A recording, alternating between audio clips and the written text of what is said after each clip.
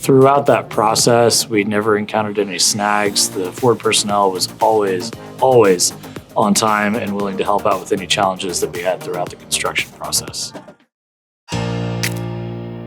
I'm Jared Jordan. I'm the CEO and general manager of the Summit Club here in Tulsa. So the Summit Club is a members-only private club located in the Bank of America building in downtown Tulsa, Oklahoma. We have 1,700 members currently at the club. We specialize primarily in doing fine dining, casual dining, and private events. At the Summit, we use audiovisual in a variety of different ways. In the main dining a la carte areas, it mostly involves, surrounding music and things like that.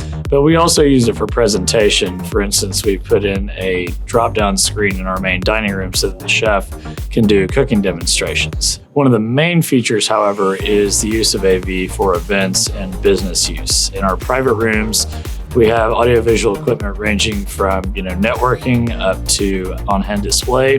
And then also for weddings and large events like that, we have drop-down screens and music capability for that. So AV is kind of key to what we do.